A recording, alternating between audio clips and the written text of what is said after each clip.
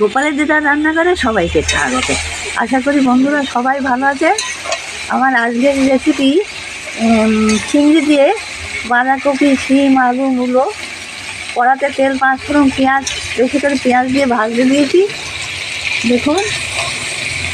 আর শিম, আলু, মূলো, বেগুন এইসব দিয়ে চিংড়ি দিয়ে চচ্চড়ি।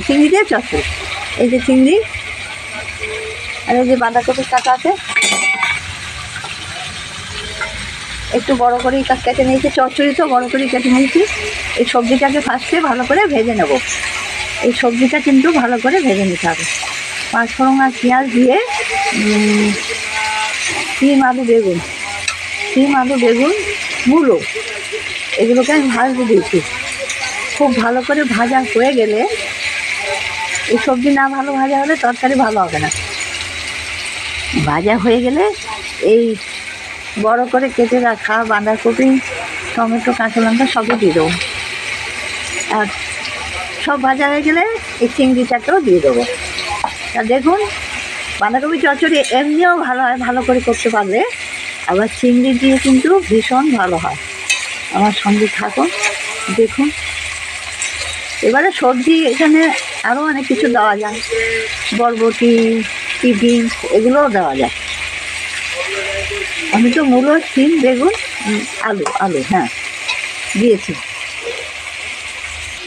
তা বন্ধুরা, সবজি কিন্তু আমার ভাজা হয়ে গেছে, দেখতে পাচ্ছে।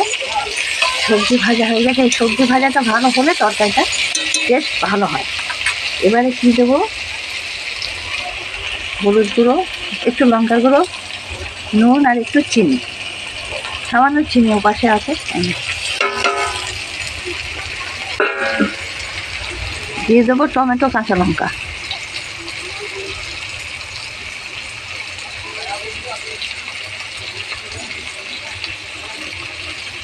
কয়েকটা চেরা কাঁচা লঙ্কা দিয়ে দিল। কাশ্মীরি লঙ্কার গুঁড়ো।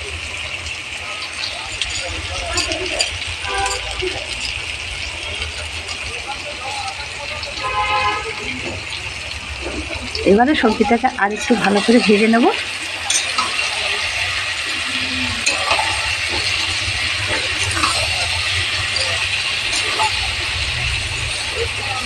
নুন, চিনি সবই দেওয়া হয়ে গেছে। একটুখানি চচ্চড়িতে চিনি দিলে ভালো হয়।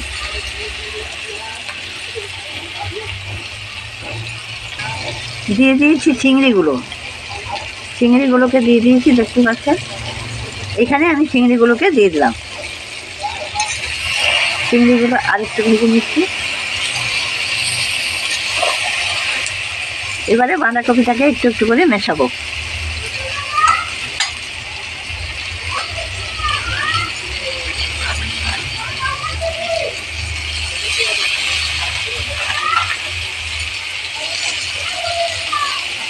একটু একটু করে ভাজতে থাকবো, একটু একটু করে মেশাবো। তারপরে চাপা দিয়ে দেবো, হয়ে যাবে চচ্চড়ি।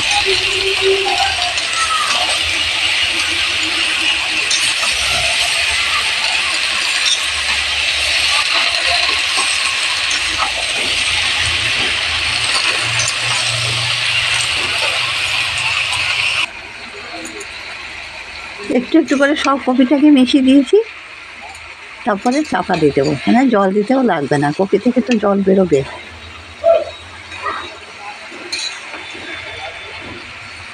আর সবজি ভাজা হলে তাড়াতাড়ি সেদ্ধ হয়ে যায় সব।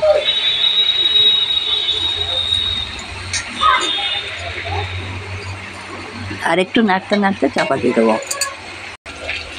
তো চিংড়ি দিয়ে বাঁধাকপি চচ্চড়ি বন্ধুরা একদম রেডি। দেখুন, একদম রেডি। চিংড়ি দিয়ে বাঁধাকপি চচ্চড়ি।